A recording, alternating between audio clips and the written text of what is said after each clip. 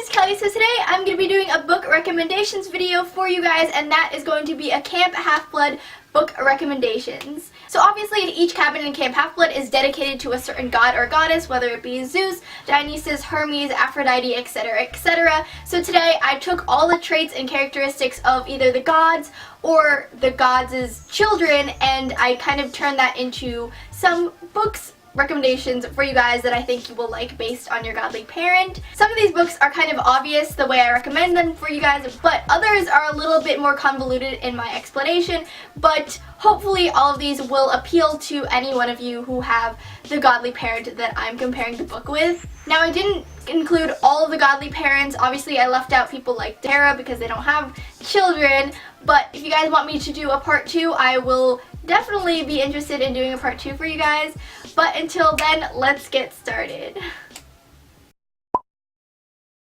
In number 1, I have Zeus. Obviously Zeus is king of Olympus. He is the god of the air, sky, honor, and justice. He is mighty and great, and his children are usually associated with such talents of being honorable and just being overall like a hero in the story. So I have 2 recommendations for Zeus, for the children of Zeus, and the first is Maximum Ride by James Patterson. This story follows Max and her group of friends who have the ability to fly because their bodies have been mutated and they have wings. So this is a really fun story. It's very fast-paced and adventurous. The next book I have is The Heroic Legend of Arslan by Yoshiki Tanaka and Hiromu Arakawa. This follows the story of a 14-year-old prince who loses his entire kingdom in the midst of war, and he must do everything he can to regain his kingdom back. Definitely plays on the honor and justice aspect of Zeus and his children, traits that he holds dear to him. So hopefully if you're a child of Zeus, you'll enjoy those books. The next cabin I have is cabin number 3, and that is Poseidon's cabin, home of Percy Jackson, our beloved hero. Obviously Poseidon is the god of the sea, droughts, floods, horses, earthquakes, oceans, hurricanes, and storms. And when I think of children of Poseidon, I think of Percy and Tyson, and I think of automatically loyalty. So obviously the book that I have for cabin 3 for Poseidon is Percy Jackson. No, I'm just kidding. Okay, but really I have Falling Kingdoms by Morgan Rhodes. This book just pertains to the land and the struggles to obtain land, because these 3 kingdoms in the land of Mythica are all fighting to seize power. So automatically I just think of land, I think of Poseidon. It's a really fun story, and there are so many great characters to follow. And then I also have Gotham Academy Volume 1. This comic book / graphic novel closely follows a group of friends as they try to find out the secrets and mystery of Gotham and Gotham Academy. I chose this because I think of kind of friendship. Although the story doesn't exactly revolve around friendship, there are friends in this graphic novel that have to heavily rely on each other to solve mysteries and stuff. So that's why I think of Poseidon and Cabin 3. So those are my book recommendations for the children of Poseidon. Hopefully you guys will enjoy those. Next, I have cabin 4, and that is Demeter. So Demeter is the goddess of agriculture, fertility of the earth, harvest, grains, and the seasons. In addition, she is infamously known for protecting her daughter Persephone from Hades, so to speak. The children of Demeter are diligent workers, and they naturally have green thumbs. They are also very selfless when it comes to people that they care about, and are generally known as passive. But that doesn't mean that they don't fiercely care for the people that they love. So for Demeter, instead of choosing stories that actually pertain to like agriculture and stuff, I went a different route and I chose books that pertain to rather personal growth than agricultural growth. So the first book I have is Catcher in the Rye by J.D. Salinger. It has rye in the title, and rye is a grain, so there you go. This story follows Holden Caulfield, and it is a coming-of-age story as Holden learns what it means to grow up and the harsh realities of life that comes with growing up. And then I also have Bloomability by Shannon Creech. Once again, it kind of gives you a sense that it does have to do with growth because bloomability is in its title, you see.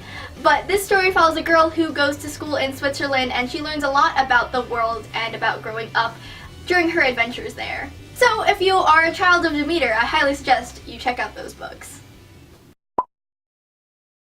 Next, I have Cabin 5, and that is Ares, God of War.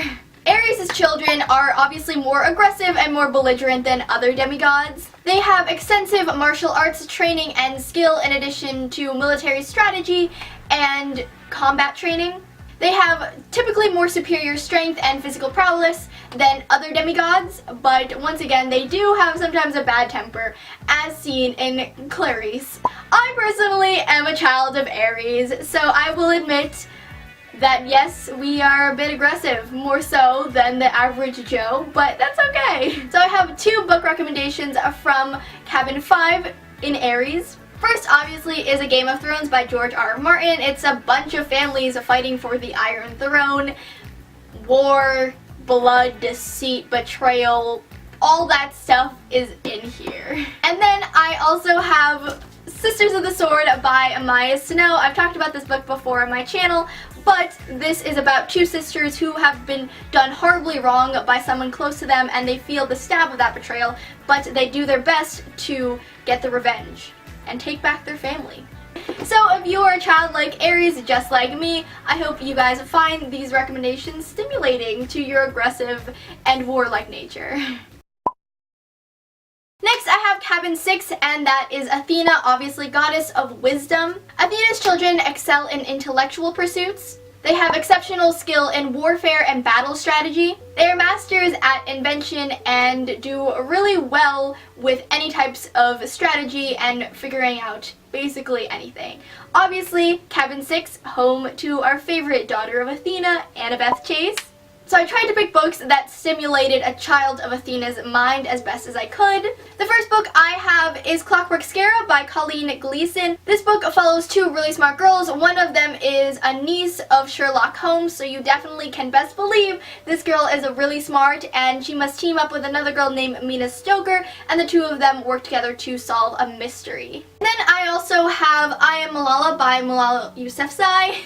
Oh my god, I'm pronouncing that really bad. But this is basically, I believe, her autobiography, so definitely intellectually stimulating because of the fact that she writes about her own personal experiences. Hopefully that is good enough intellectual stimulation for children of Athena. I am sorry that I am subpar at this. I'm a child of Ares.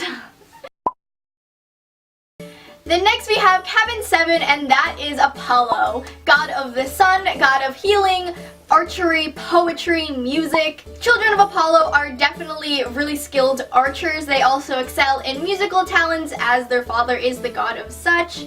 They are healers and musicians. Some of them have the gift of prophecy because Apollo is the god of prophecy. They also have the ability to write poetry really well since their father is the god of such, so I chose books that generally pertained to poetry and music. The first is Every Last Word by Tamara Ireland Stone. Although this is a very, very popular book, I feel like it definitely fits well with Children of Apollo. It has actually snippets of poetry that the main character Samantha has, in addition to poetry that her friends have created. And then I also have another manga for Children of Apollo, and that is Your Lie in April. This is also an anime, so if you rather watch the anime, highly recommend because you do actually hear music in the anime. This anime/manga follows a prodigious piano player who stops playing when his mother dies, and another girl, a violinist, comes into his life and tries to get him to get back into music again. And it's a very wonderful, touching story. It definitely pertains a lot to music. Music is at the very core, I believe, of this anime/manga. So, Children of Apollo, you better look at this. Check this out. I'm sure you'll love it. Next we have Cabin 9, and that is Hephaestus or Hephaestus, the god of the forge, the god of craftsmanship, technology, volcanoes, and blacksmiths. Children of Hephaestus are naturally skilled crafters and builders and inventors. They are all generally practical and inventive. Obviously, Cabin 9, home to Leo Valdez, our small, fiery little bean that we all love so much. So first, I have a manga for Children of Hephaestus, or Hephaestus, sorry, and that is Full Metal Alchemist by Hiromu Arakawa. This story follows brothers Ed and Al Elric, who are alchemists, and they accidentally perform a forbidden alchemy ritual that makes them lose some limbs, and in order to get their limbs back, they must become dogs of the military and discover secrets there. It's really fun, really great, and obviously it's a lot with inventing because they are alchemists and they must put things together. It's really cool. And then I also have The Invention of Hugo Cabret by Brian Selznick. This is a book, middle grade, that also tells a story in not only words, but also it has illustrations in it, which is really, really cool. The story tells about a young boy named Hugo Cabret who is really, really skilled at building and crafting things. He believes it is his duty to fix this automaton that his father left behind in order to uncover some secrets. In addition, he also runs the clocks at a train station in Paris, so that's pretty cool for a young boy to do. Hopefully, if you're a child of Hephaestus, you'll find these books interesting. I have Cabin 10, and that is home to Aphrodite, also home to Piper McLean. Aphrodite is the goddess of beauty, love, lust, desire, sexuality, and pleasure. Aphrodite's children are all incredibly attractive, and they have very subtle powers, as we see in Piper, who has charm speech. They are experts in like beauty, fashion, makeup, and jewelry. So there are so many stories that pertain to love in books. So I just chose 2 of them. First book I have is Love, Fortunes, and Other Disasters by Kimberly Carolius, and this basically follows a group of kids, or specifically one girl named Fallon, in this little town that definitely puts a lot of emphasis in loves and fortunes, but things go terribly wrong and Fallon wants to take her fate into her own hands, but that's not how life and love work necessarily. And there's also some supernatural elements in this, which is pretty cool too. And then obviously I have a kind of a no-brainer that I just wanted to include in case you guys haven't read it. Children of Aphrodite, you need to read this book. And that is Pride and Prejudice by Jane Austen. Obviously a literary classic, especially in the romance genre. Read it, guys. Read it. You'll love it. You'll love it.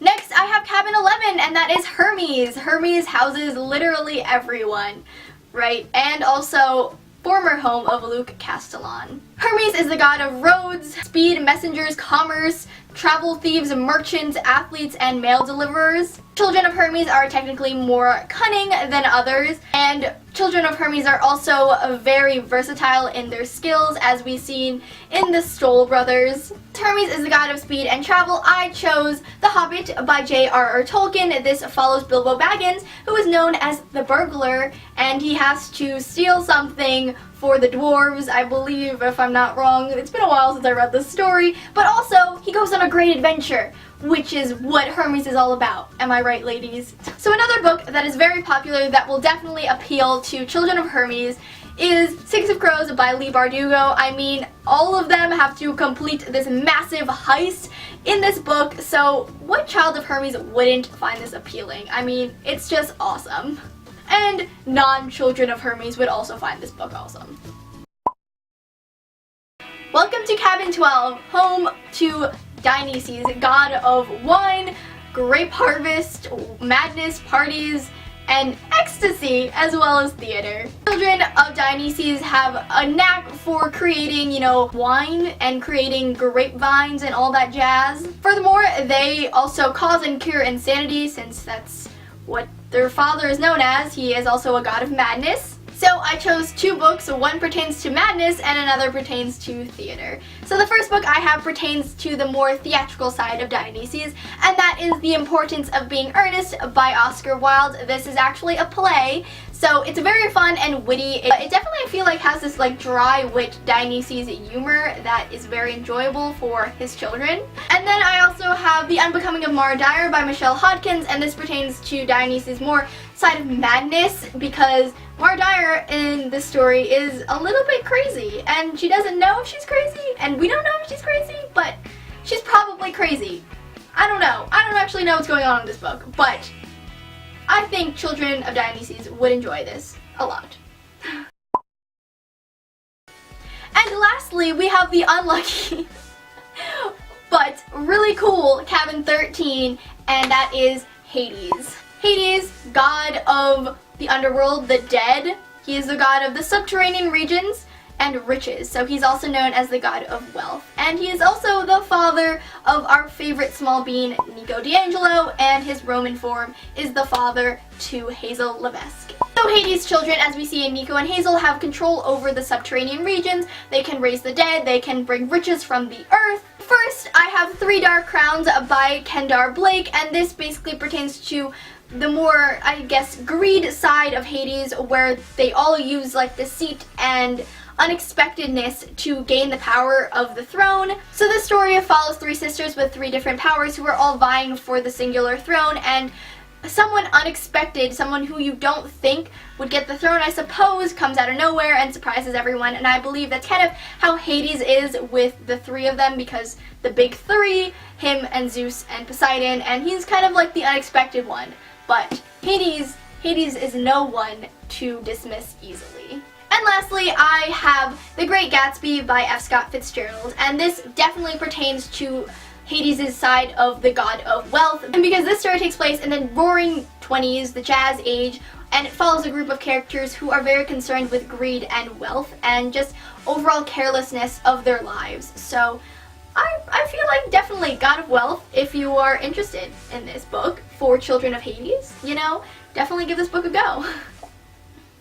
But that is it for all of my book recommendations. Once again, if you guys want me to do a part 2 with minor gods such as Nemesis, I would be happy to do that, or adding on to the gods and goddesses that I mentioned in this video, I'd be happy to do a part 2. This was really fun. Hopefully you guys got some recommendations, especially from your cabins. But I hope if you are from certain cabins or you are children of certain gods / goddesses, that you find some of these books to your taste. Anyway, thank you guys so much for watching this video. I hope you enjoyed, and I will see you in my next one. Bye!